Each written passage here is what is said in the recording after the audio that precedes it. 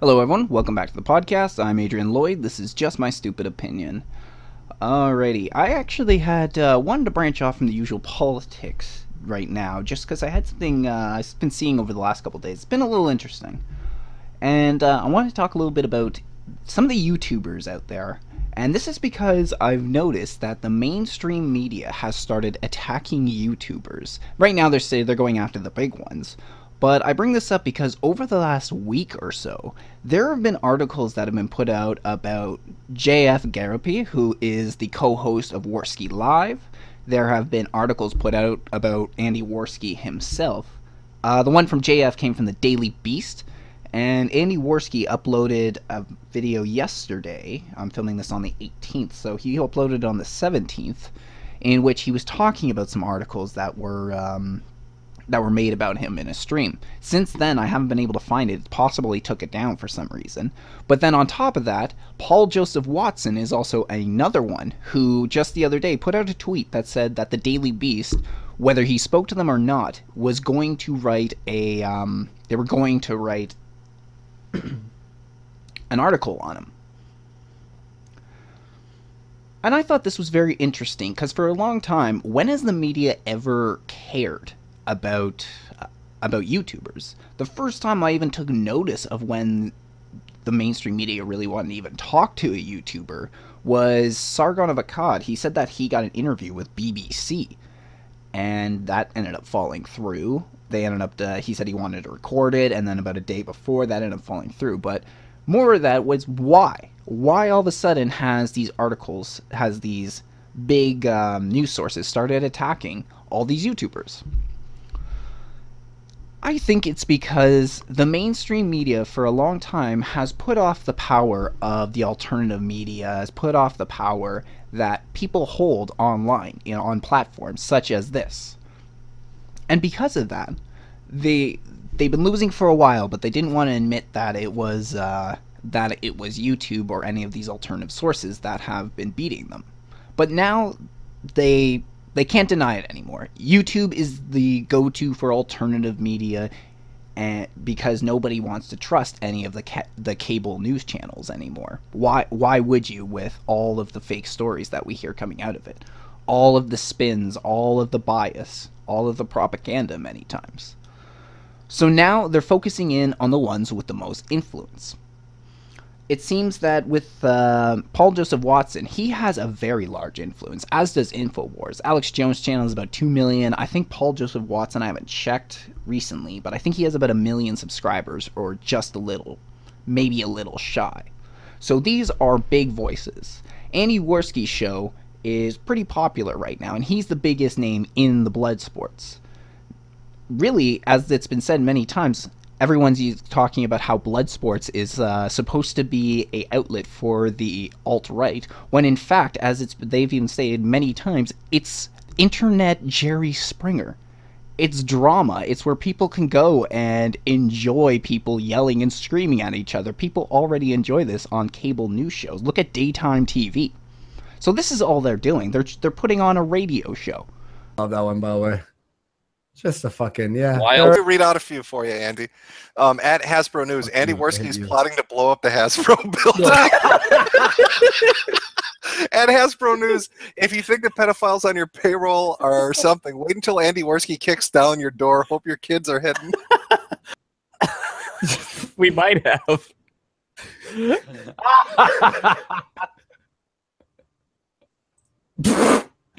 Oh no! Someone made a fucking GIF. All right. Live footage as Andy Worski arrives at Hasbro News headquarters. When will the carnage stop? Ah. Fucked. I'm fucked. Did you just say Kyle? No. See? Adam Adolf Worski. At Hasbro News, alt-right leader at Andy Worski. He's coming. Stop supporting pedos or Andy Worski is coming for your families. Oh my goodness.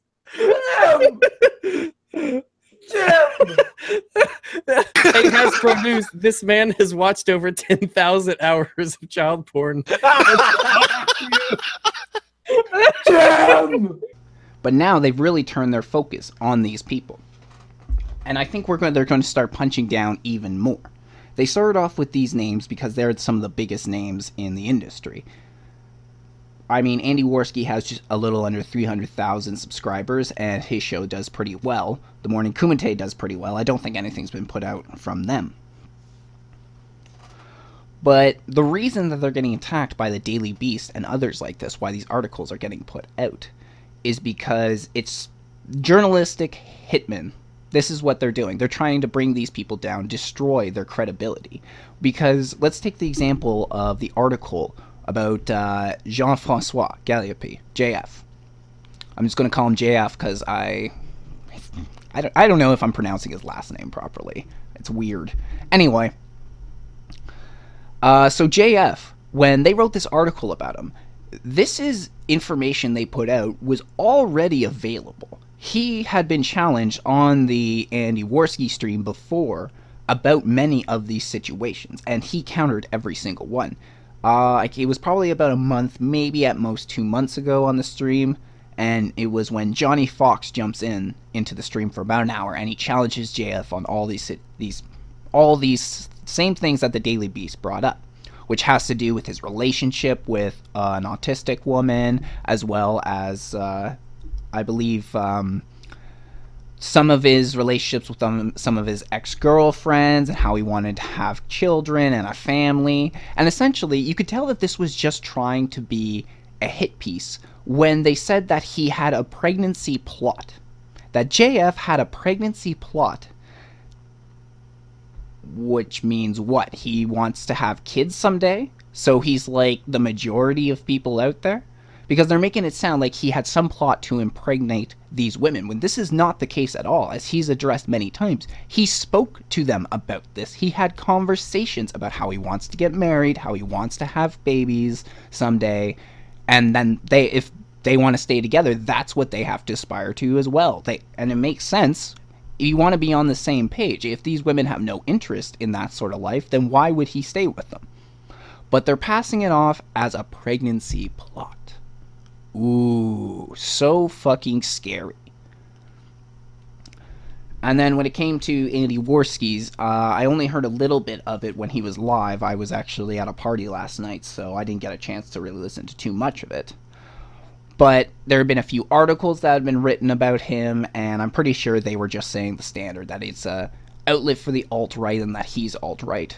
Which is kind of funny because he's never actually been in bed with the alt-right, and even though JF has views that are online with the alt-right, many times he's stated he's libertarian. Now, I disagree with JF on many things. There's just some days I just don't really want to listen to him, I'll be honest.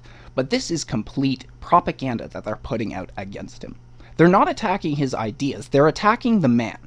This was a complete ad hominem article against them. All the arguments were ad hominem, just attacking his character because they couldn't tear down his arguments. That's the problem with JF, because he's a biologist. And I mean, it's a problem if you're on the opposite side, is the fact that JF is a biologist. He's hard to tear down considering his arguments are all based around genes and biology, for the most part. When somebody's an expert in a subject, it's hard to tear them down. So it was easier for these journalists to attack his character, to attack his history. In terms of what ended up happening with his relationship with an autistic woman, as far as I've heard from him and others, it's that they said that this woman had the mental capacity of an 11-year-old. So they're saying that it's practically pedophilia, except that was diagnosed by, I believe, in court, not by a doctor, but by, like, the opposing lawyer, if I remember, while she's completed high school and gone on to complete college or university, one or the other. That's not what somebody who's at the mental capacity of an 11-year-old can do. They cannot go on and complete university. I can't remember which course it was that she completed. I don't know if they ended up saying. And then we can take what's going to happen to Paul Joseph Watson. Whether that article has come out yet or not, I'm not 100%. But I did not see the actual email or message that they sent to Paul. He only released that Daily Beast said that they were going to be doing an article on him. And it's all his word when he says that they said whether he spoke to them or not, they will do an article on him. Once again, Paul Joseph Watson, even though a lot of people say he's controversial, he's just a shit poster and a conservative. More often than not, what he does is to make people hate him. Those that aren't on his side, he wants to piss them off. This is why he goes in with this attitude. And because these people are starting to build up their platforms, and people are actually starting to listen to them. Again, Paul Joseph Watson's another guy that I don't watch all that often. Just because, he's alright, but he can be way over the top for me.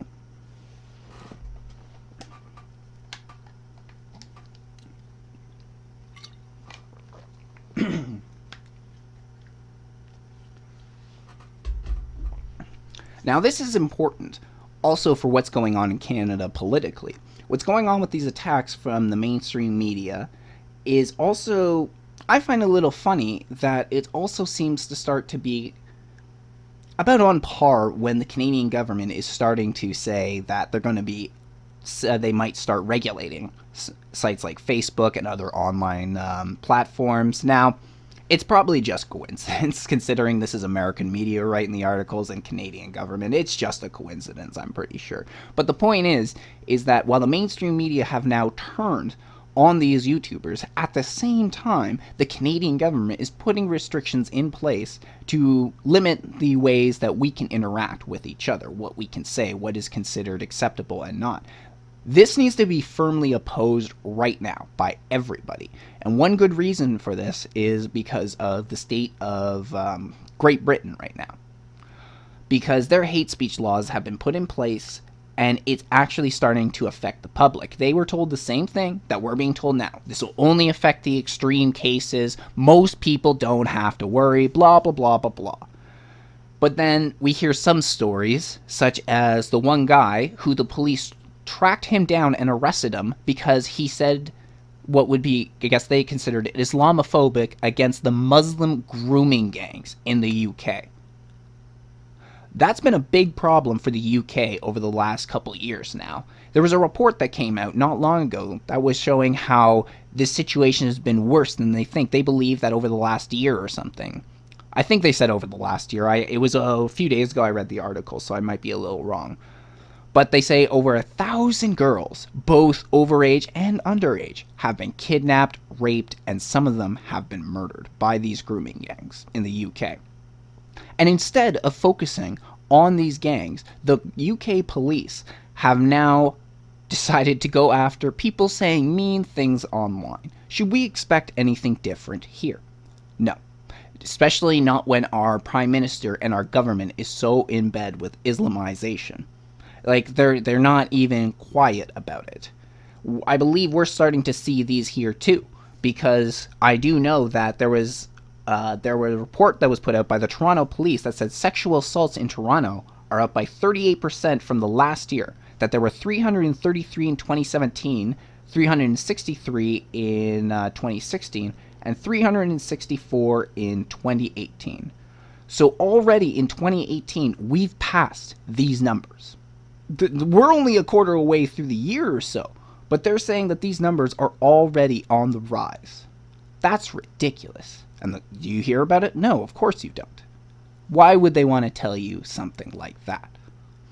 Keep you informed.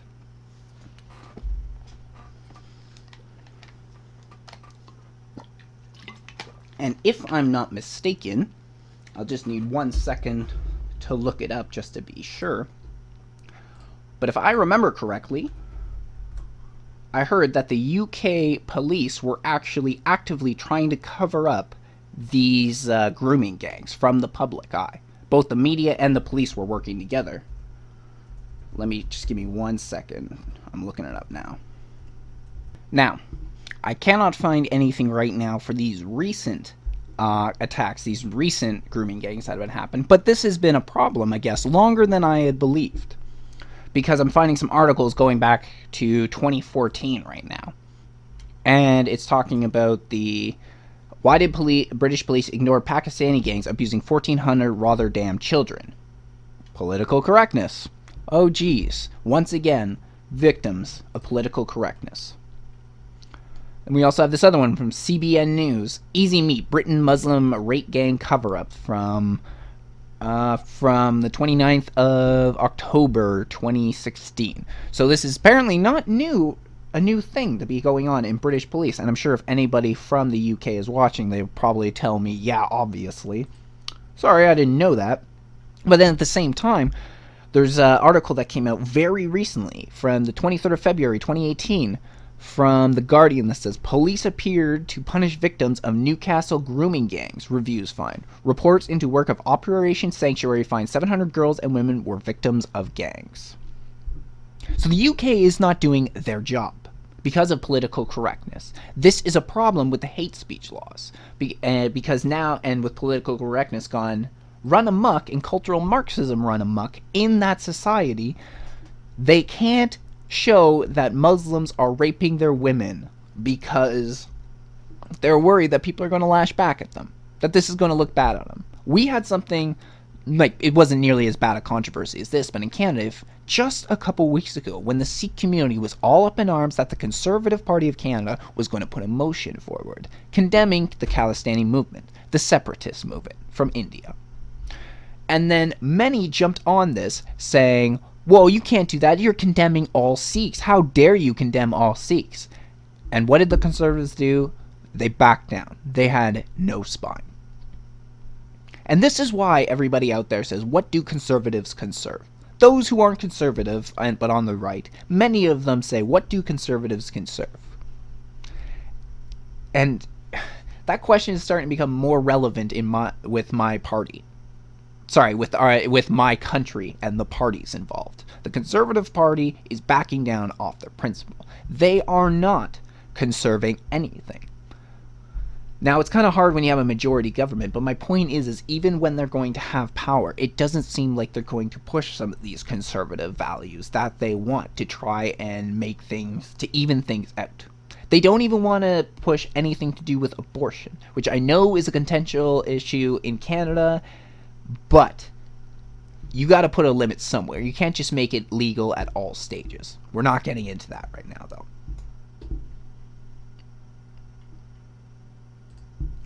So do we want these laws coming here? Do we want these hate speech laws, these regulations coming in? No, absolutely not. No fucking way do we want these here. Because we're already having these problems when it comes to the police, when it comes to people of authority. For instance, we had the beginning of 2018, we had the hijab hoax. As soon as that was turned out to be a hoax, it got dropped. No investigation, nobody looked into why. Many said, well, it's just a kid who lied and made national outcry, blah, blah, blah. There was way too much weird shit going on. There was too many connections to the Wynne government. That girl was too calm giving her interview. Her brother was too happy in the background. Nothing about this situation was right, but we dropped it because of political correctness.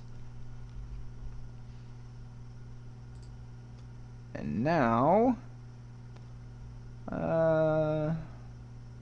what is the name of the website? Raving Canuck, yes. Raving Canuck is an alternative media source in Canada, and they are currently trying to do an investigation to figure out what the hijab hoax was about. They're trying to get a Freedom of Information Act from the Toronto District School Board, so that way they can see,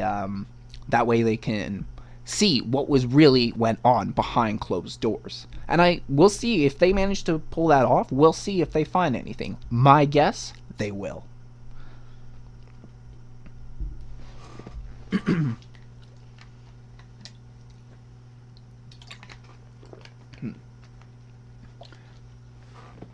So we already have hate speech laws in Canada. We don't have pure free speech, and now they're trying to regulate us online. This article came out from the National Observer on March 14th, 2018. And it says, Mélanie Joly puts internet giants on notice. Canadian Heritage Minister Mélanie Joly is warning American internet giants to brace for new legislation that will crack down on threats to Canadian culture. In comments from an interview published on Wednesday by Montreal daily newspaper Le Devoir, which means the homework, Jolie said that new legislation could soon force companies such as Google, Apple, Facebook, and Amazon to be more transparent about how their technology, specifically algorithm, is changing society. Don't expect them to be upfront with their algorithm and how they're changing society, because they're not going to give you that information. Their algorithms are getting so precise that they're targeting small YouTubers as well now. Like one of the girls that I collaborate with, Analytical Chick, she did a video recently that was put in restricted mode. I cannot remember who she made it about, but it was just a response video to cannot remember again. I can't remember the woman, but it was a Jewish woman who was pushing for gun bans, and her response was that blah blah blah did not speak for all Jews, and that got taken down immediately. Like, it got put at least in restricted mode, so it's already going after small YouTubers. They're not going to devolve that to the Canadian government, and if anything, I don't trust the Canadian government any more with that information or that algorithm than I would trust YouTube, Google, any of them anyway. I have no doubt, especially under the current Liberal government, that they would use it to silence dissenting voices. This is what the Liberal government has been trying to do since it came into power. All they want to do is silence their detractors. And the Facebook regulations that were proposed came in just after Justin Trudeau's trip to India, where he got ripped apart, both by Canadians and the foreign media. But people had access to that foreign media, and there were plenty of articles going around about Trudeau at that time online. Many Canadians saw that, and suddenly, a lot of Canadians, oh, we don't like that. We did not like that trip. That was a disaster. Even on the left, they're saying that. Well, thank fucking God you finally woke up. Thank fucking God. But you know what? It's not like they're really denouncing him yet. We'll see. We'll see how everything goes from here. But this is why the Facebook regulations were really proposed. So that way, people like me and many of the other YouTubers out there that are speaking out against Justin Trudeau, it's so we can't interact with each other. We can't put our opinions out, our voices, and let others hear them. This article goes on to say, quote, the fundamental problem that these companies don't recognize their responsibilities, end quote. The minister was saying was quoted as saying by the newspaper. Quote, they don't recognize the magnitude of their power due to their size, their reach, and their impact that they have in sectors such as journalism and culture. There's a fundamental shift in culture that they have to do because it's presently very concerning, end quote.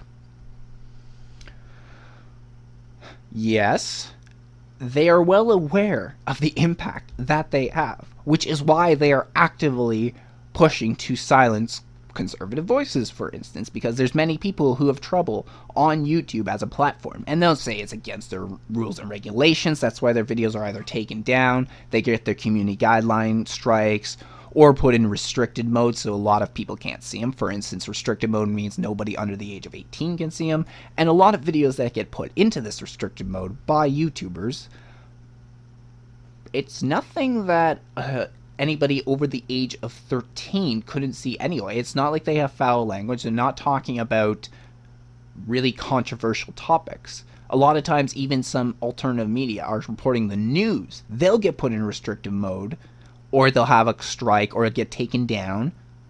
But then the same big news companies, the mainstream media that are reporting it, no problems. Monetized advertisements, they'll get their money out of it. So it's pretty obvious that Facebook, YouTube, Google, I guess in general, they're using these algorithms to try and specifically show people certain things. Like, they want to push an agenda. And you know what? When I was looking up these articles just now for the UK grooming gangs, I was looking on Google. Not much there. Really wasn't much. It showed the old articles from the, the Rotherham child sexual exploitation scandal. It did have, it kind of showed some old articles from there. Little bit. But it was buried under a lot of other stuff. Go to DuckDuckGo, I get exactly what I'm looking for. So clearly these algorithms are trying to silence us, trying to make us see only certain images. And my guess is the Canadian government just wants to use this to their advantage.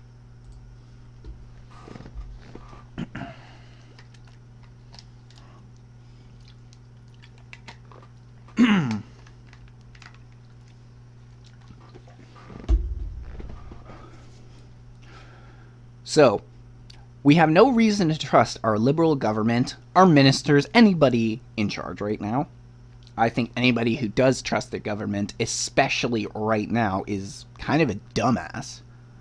At least a little bit. And despite this, there was a very concerning poll that went out. And it says that 21% of Canadians say they would trade the right to vote for debt relief. Now, let's not lie, debt is really high in Canada.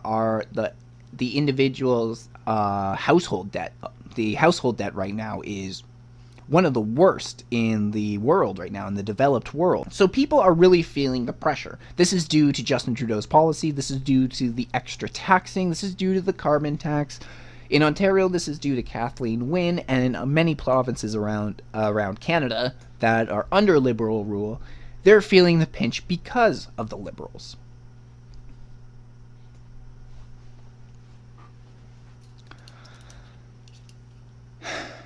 But these people now want to say that they would trade in their right to vote for relief of the debt. Now, I understand that this can be very tempting for some.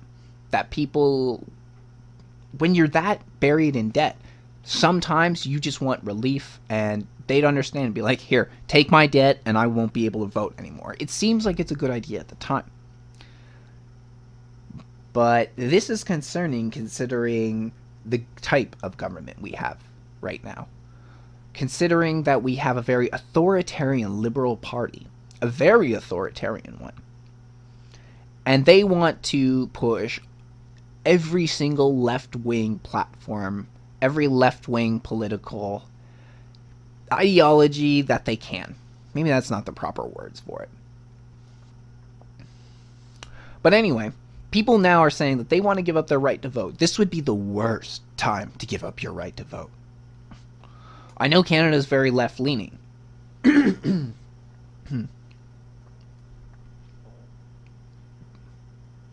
know Canada's very left-leaning. So people, probably a lot of Canadians, feel it's safest to want to give up your vote when the Liberal Party or a left-wing party is in charge over the Conservative Party. There's been a lot of this anti-right-wing propaganda that have gone around in Canada, and this is primarily because there's almost no mainstream right-wing sources. Newsprint, sure, I mean, you got the Toronto Sun, that makes a pretty big impact across Canada, or at least across Ontario and maybe a bit of Quebec and Manitoba. Those probably make some impacts at the very least, and we got a few more, but not that many, and not with the same reach as CBC, Global, CTV, or any one of these other news sources have. It's dangerous because people are only getting one side of the argument. And because of that, they feel that right-wing authoritarianism has been a bigger problem in history. And I thought that too when I was more on the left. I thought most of the worst movements came from the right wing, when that's not actually true. I barely heard shit about communism. So for me, and I hear Nazi nationalism, and you think it's right wing, but then they were in the National Socialists. So even if they had a lot of state pride, a lot of country pride, a lot of patriotism, they full out called themselves anti-capitalists. They said they were the enemies of capitalism. They pushed for a lot of left-wing policies.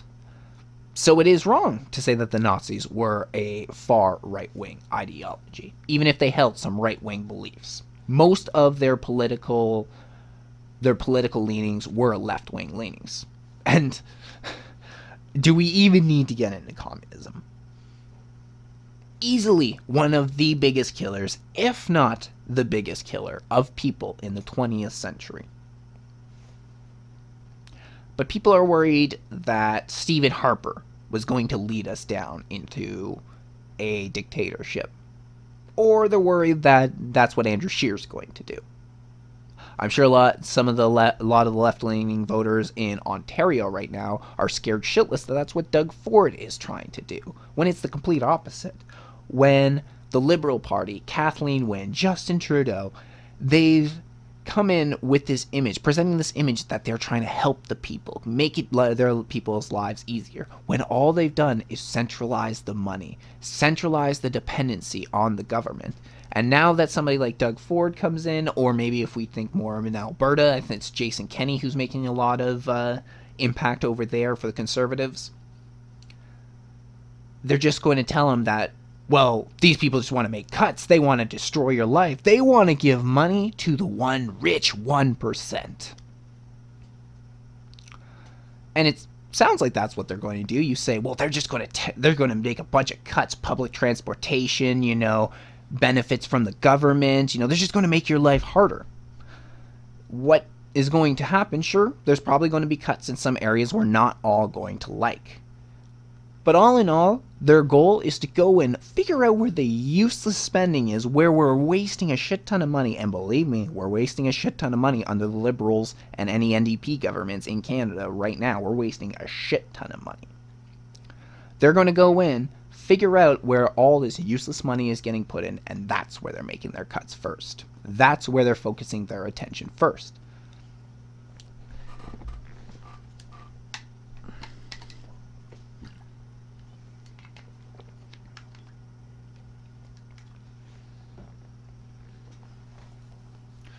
But I suppose one of the biggest concerns for me is when you say that they would give up their right to vote, then we're talking about a one-party system, which literally is a dictatorship. You can't vote for anybody if you got a one party. What the fuck is the point?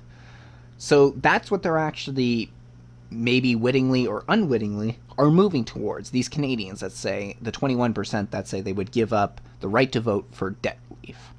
Not me. Hell, I've been under a lot of debt in my life before. It fucking sucks. But I would not give up my right to vote any day of the week just for debt relief. I'll work my way out of debt. I'd rather do that than not have a say in the way my society goes. Do we really want to leave this up to Justin Trudeau? No. Because these sort of people in positions similar to him will just take the reins forever. This is actually happening in China right now. There was an article that came out just the other day. Let me see it here. Chinese President Xi Jinping reappointed with no term limits. No term limits. He can go as long as he fucking wants. And then it seems to be Putin also is going to get voted back in. And I have no doubt that he's rigging the election on that one. Putin is perfectly ready to use dirty tactics against his opponents. What is it? Over the last 4 or 5 years, we've seen at least 2 of his political opponents. One was killed, and the other one was just arrested in the middle of the street. Putin is doing everything to prevent the people, to prevent the Russian people from voting in somebody else. He is maybe for them they are aware that he is like an invisible dictator. He presents himself as not being a dictator, but he really is. Which is why I am surprised when a lot of people point towards Russia and say they like the way Russia is done. I don't know, I wouldn't want to live in Russia under their governmental system, honestly.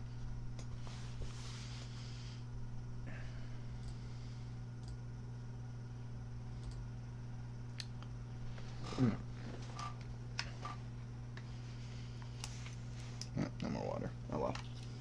No more water. Now, that brings me to this one.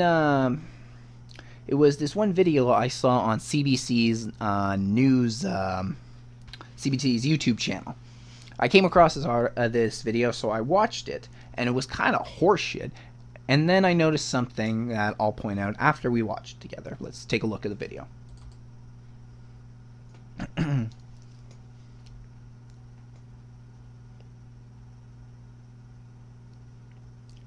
5 Syrian scholarship students who were looking for new opportunities in Canada say they feel let down by the Toronto charity that brought them here.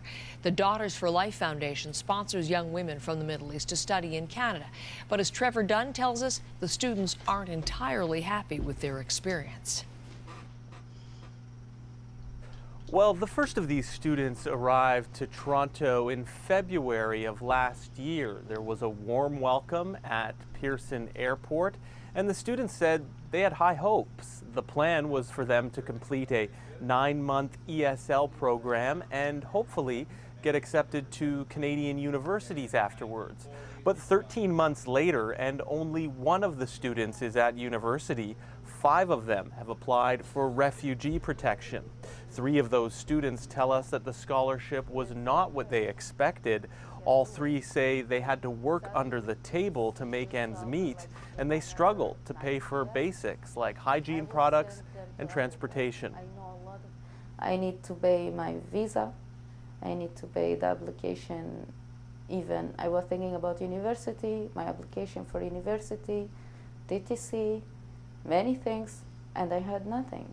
The problem is like you want to go to study, but you don't have the TTC pass. Daughters for Life sponsors young women from the Middle East to study in Canada and other countries. The foundation says it did everything possible to help these students.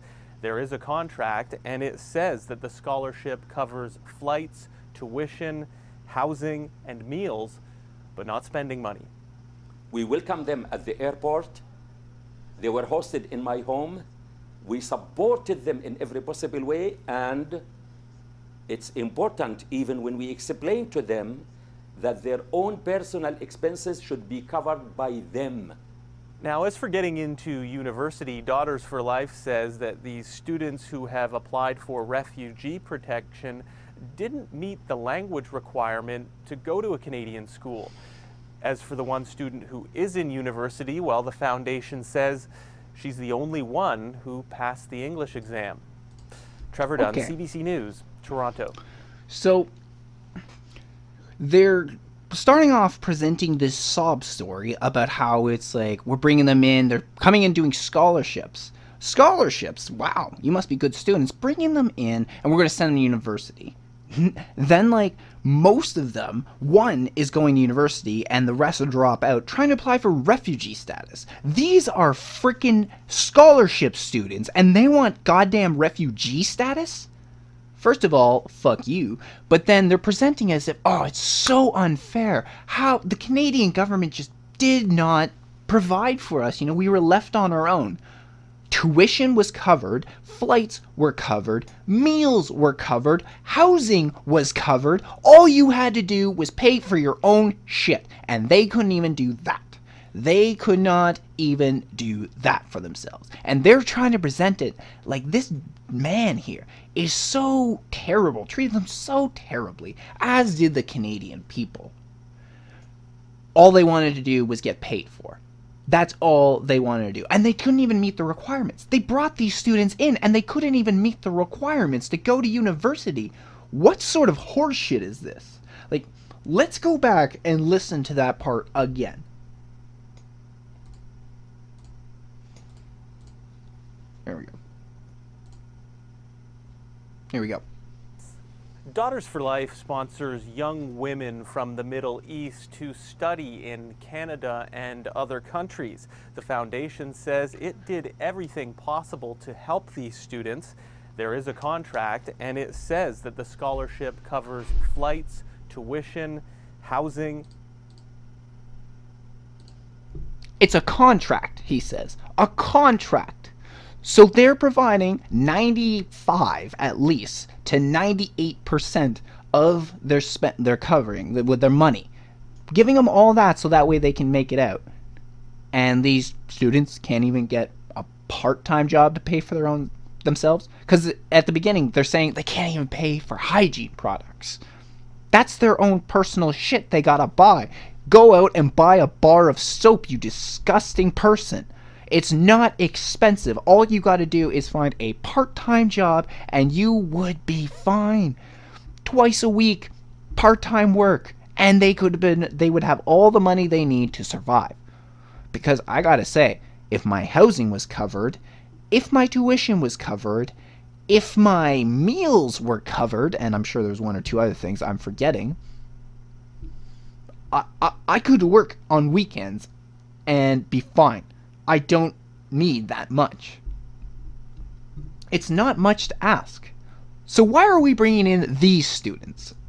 Why are we bringing in these people that all they want is a free tuition from our country, a free ride from our country, and then are going to act as if we're so terrible when we won't give them that free ride? And we say, no, no, no, some of this you got to pay for by yourself. And they say, how dare you pay for myself? Who's ever heard of such a thing?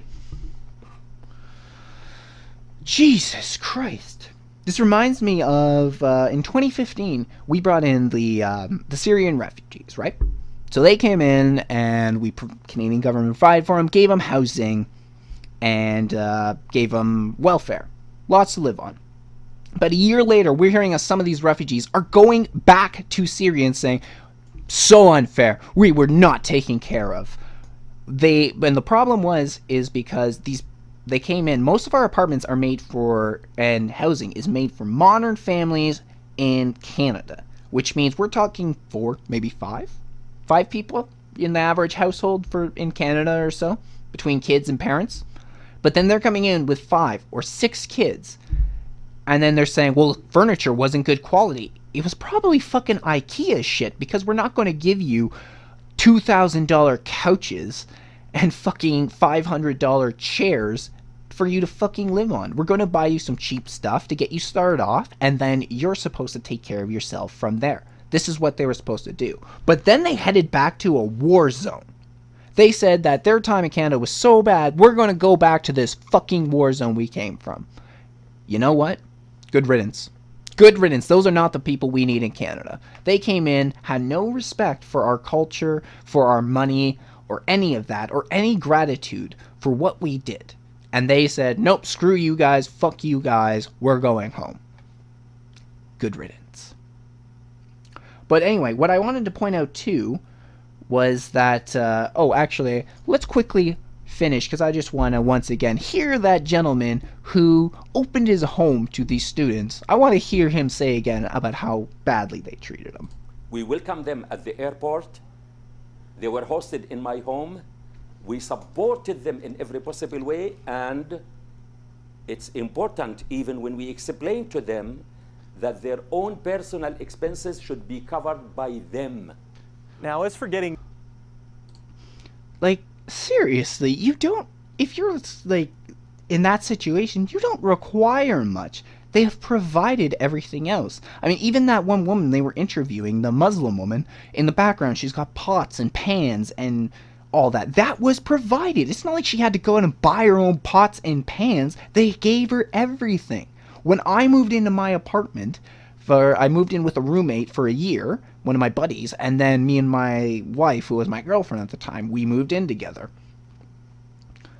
In both situations, we needed to provide for ourselves. Granted, we got assistance from our parents. For instance, the first apartment we moved into, my buddy's mom went out and bought us a microwave to help us out. That was very sweet of her. And so my wife's parents and my parents gave us some dishes and stuff when we moved in together. So we got some assistance. It's not like we paid for everything by ourselves. Now we have everything we have, we bought with our own money. My parents didn't buy me this chair. My parents gave me some of their old chairs because they had them lying around. They said they're still good, we just don't want them. Perfect. From there, we've upgraded. Sometimes it's been stuff people given to us. Most of it we've bought ourselves. This is what these people are supposed to do. But while they're living as students, you're not expecting a great lifestyle. A student life is not an easy one. Your lack of sleep, lack of eating, overworked.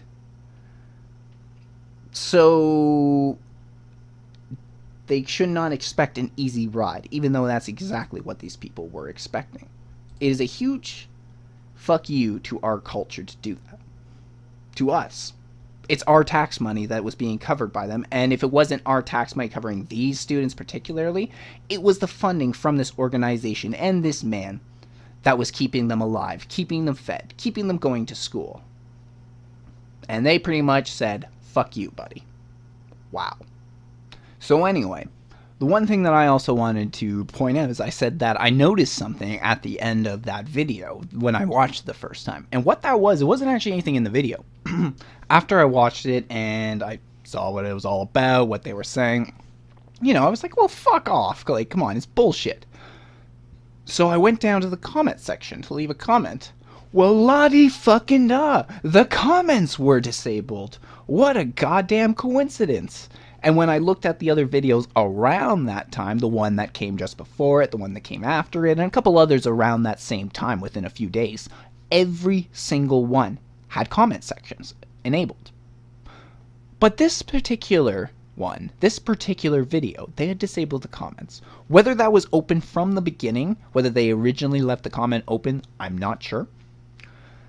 If it's closed right from the beginning, they knew why they did it. They knew they were going to get criticism for it. And my guess, if the comments weren't closed from the beginning, they got a lot of criticism for that video. Because it got a lot of dislikes, downvotes on that video.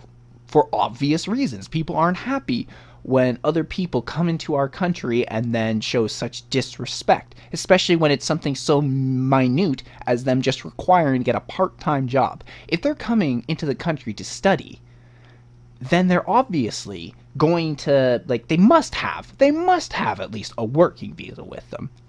Maybe I'm wrong, but I would assume so. So that at the very least they could go out and keep themselves supported. But instead they apply for refugee status. So obviously people who watching that video were going to be pissed off and aren't going to like what was said in that. So they probably left a lot of angry comments. And because of this, CBC disabled the comments. Would they do that for another group? If they made a video about, I don't know, whoever, the Conservative Party, the alt-right, whichever group they don't like, if they did that and received a lot of criticism for what was in the content of the video, for what was said by the report and by the people who were interviewed, would they disable the comments? Absolutely not.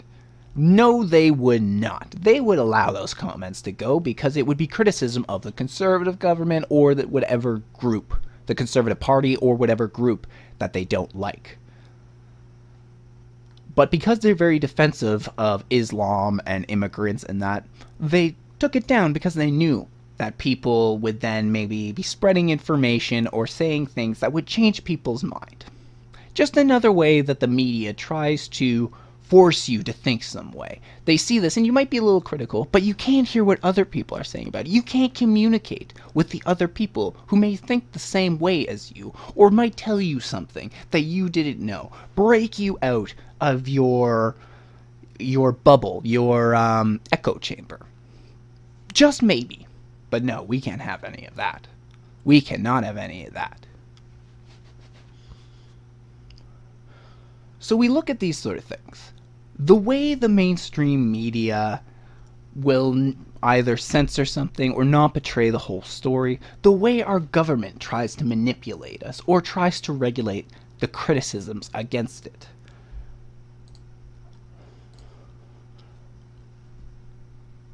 Yet, what was it, 21% of Canadians would trade voting for debt relief. We're in a really bad spot when the population thinks that the vote is not that important. Because the vote can change everything. The vote can change your life. And it's really disturbing to see this many people who just don't give a shit about voting anymore. Don't give a shit about one of the most important political moves that the citizens can make. Even if you're not voting for anybody on the ballot. Even if you decide to scratch your ballot. It's still important. Even if you show up to register the day of the vote and refuse to take your ballot. That's better than just not registering, not showing up. It sends a message. If enough people were willing to do that, then we might actually see a difference, but nobody does. There's plenty of reasons to dislike Bill Clinton.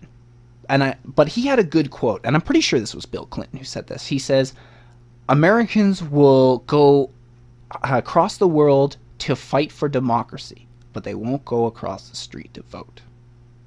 Now, I'm pretty sure that was a Bill Clinton quote. If it's not, my apologies to whoever really said that, but it's a very good point. Why? Why are we willing to fight so heavily for democracy in the rest of the world, and we can't even vote for ourselves?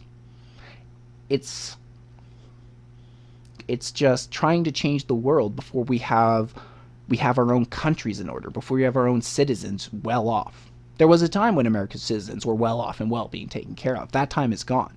America just cares, the American government, for the most part, just cares about the rest of the world and what's going on, making sure its influence in the rest of the world is known. When a lot of Americans would like to see them turn inwards, turn their focus towards their citizens and make sure their citizens' lives are doing better. I would like to see this from our Canadian government. And I'm just going to end off the show today talking about King Philip and Queen Mathilde. I think that's how it's pronounced. They are the royals from Belgium, and they came to Canada in order to visit, and oh boy, what a fucking disaster. First of all, the first royal visit from the Belgians in 40 years. Trudeau could not be bothered to see them. Now, I have no love for monarchy. I don't give a shit about the Queen of England. I would rather see the Queen just like done away with in our system. I don't want any relation to the monarchy in Canada. So monarchy in the rest of the country doesn't really make, I don't give two shits about it. But the point is that it's all politics. It's all about international relations. So even if I don't give a shit about the Queen and I want her off of our anything to do with Canadian politics or any part of the Canadian political structure, if she came into town, it's a political move, and it's all about political relations, international relations, to go see her, and go see whoever is the representative of that country. Trudeau couldn't be bothered. It's not a big deal to him. So he snubs them, but he's probably whining that Prime Minister Modi from India snubbed him. But these Belgian royals, they've no reason to be snubbed by Trudeau. They haven't done anything wrong to Trudeau. But in the situation where Modi snubbed Trudeau in his visit to India, that was different because Modi wanted to get business done, and Trudeau didn't want to. He wanted Modi to be, come show me around your country for, 6 or 7 days, then we'll do business. So Modi's like, fuck you, buddy. And he left him hanging. But Trudeau just left the king and queen hanging for no good reason. In fact, one of the reasons that the king and queen were in Canada was to thank Canada. Because Canada played a pivotal role in liberating Belgium during World War II.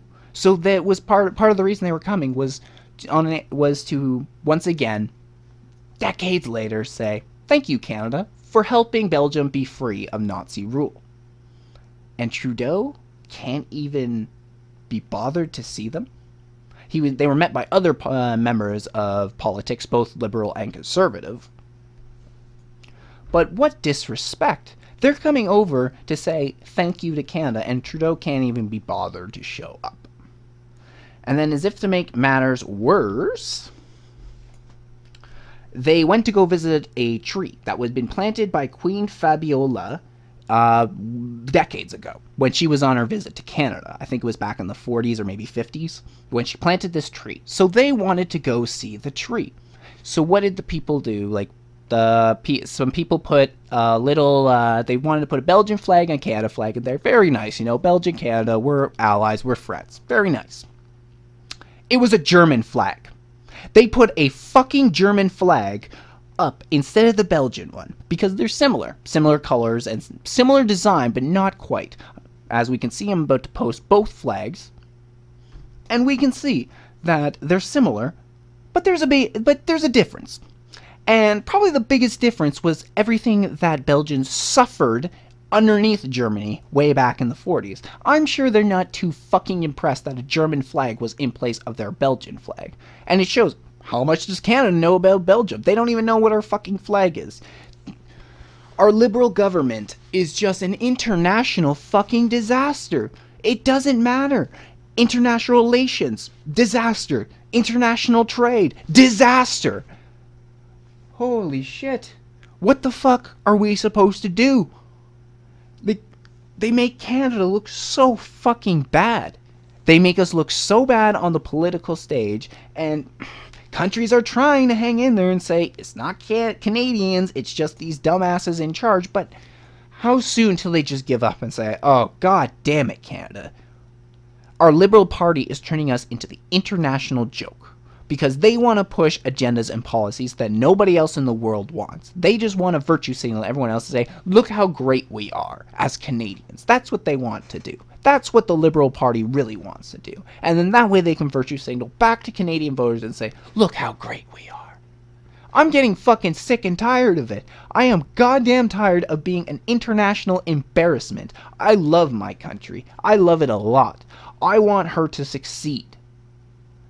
How the hell are we supposed to succeed with this joker in charge? How the hell are we supposed to succeed when the guy doesn't know the first thing about any of our allies, despite the fact he's backpacked in something in over 80 different countries across the world, despite the fact he likes to portray himself as very knowledgeable of other cultures and very sensitive to other cultures?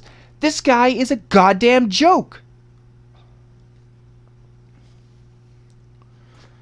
Every day, I am happy that I did not vote for Trudeau. I did not joke for that little piece of shit. The biggest embarrassment to Canada since Justin Bieber. The worst Prime Minister of Canada ever. Ever. Ever. I don't give a shit who you point to. Even, what was her name? Kim Campbell, who was in for like 6 months. He's worse than her. And I am sick and tired of being a fucking embarrassment to America, to England, even to France. Like, even probably now France is looking at us like we're ridiculous. The French are looking at us as if we're ridiculous?